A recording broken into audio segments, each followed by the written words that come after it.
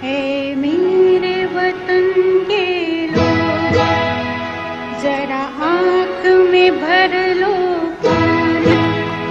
ये शहीद हुए हैं उनकी, जरा याद करो कुर्बानी।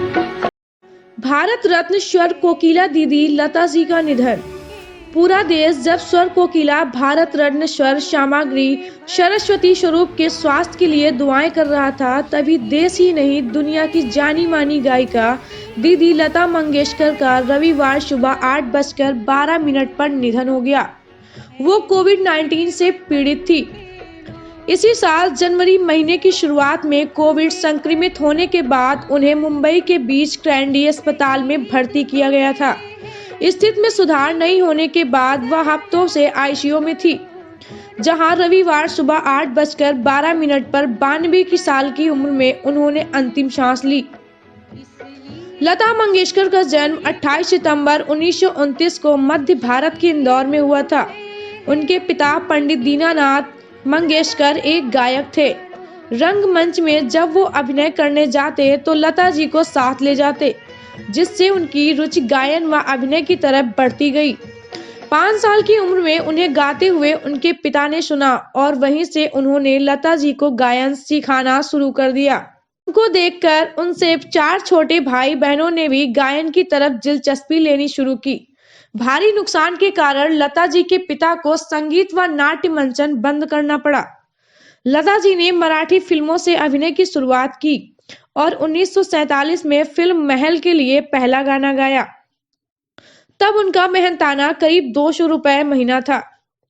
यहीं से लता जी का फिल्मों में पार्श्व गायन का सिलसिला शुरू हुआ, जो अमर हो गया। करीब 36 भाषाओं में व 50,000 से भी ज्यादा गाने लता जी द्वारा गाए गए, जो अपने आप में एक रिकॉर्ड है। इतने गानों में उनका हर एक गाना से बढ़कर एक से एक है। 1962 में भारत चीन युद्ध में शहीद भारत के जवानों की श्रद्धांजलि के लिए 1963 में एक कार्यक्रम में गाना गाया गया, ए मेरे वतन के लोगों जरा आंख में भर लो पानी, अमर हो गया। इस गीत ने तत्कालीन प्रधानमंत्री पंडित जवाहरलाल नेहरू को भी रुला दिया। बताते हैं कि कार्यक्रम के बाद नेहरू जी खुद लता जी से मिलने गए और कहा, आपके गाने ने आंखों में पानी भर दिया। 1963 से ना जाने कितने देशभक्ति के गीत आए, पर ए मेरे वतन के लोगों जैसा गीत नहीं आ सका। आज भी शहीदों को इसी गीत के माध्यम से नमन किया जाता है।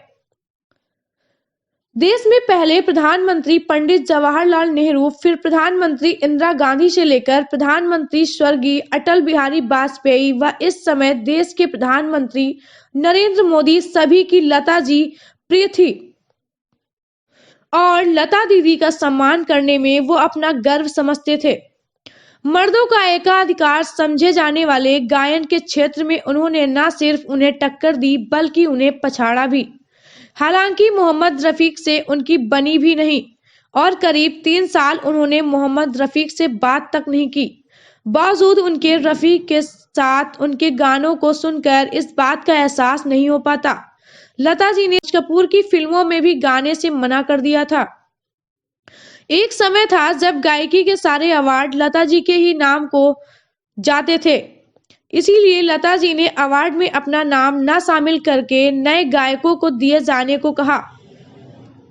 लता दीदी को 51 साल में 75 से ज्यादा अवार्ड मिले। उन्हें महज 30 साल की उम्र में पहला अवार्ड मिला था।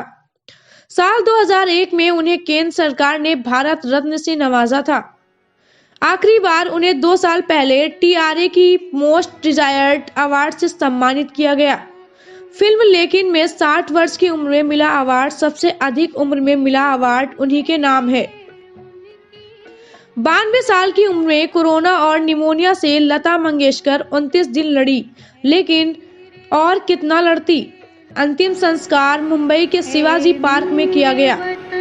तब तक देश वहीं मौजूद रहा, खड़ा रहा। शाम 7 बजे मुंबई के शिवाजी पार्क में भतीजे आदित्य व भाई हृदयनाथ मंगेशकर ने मुखाग्नि दी। लता जी बहनें उषा, आशा और मीना भी वहां मौजूद थी। तथा दीदी को देश के प्रधानमंत्री नरेंद्र मोदी सहित शीर्ष नेताओं, फिल्मी दुनिया के सितारों सहित पाकिस्तान के प्रधानमंत्री इमरान खान व अन्य देशों के शीर्ष लोगों ने श्रद्धांजलि अर्पित की। सच में उनकी आवाज ही पहचान है। राजेश चौधरी की रिपोर्ट के माध्यम से पी न्यूज भारत की लता जी को भावभीनी श्रद्धांजलि। है मेरे वतन के लोग, जरा आँख में भर लो पानी, ये शहीद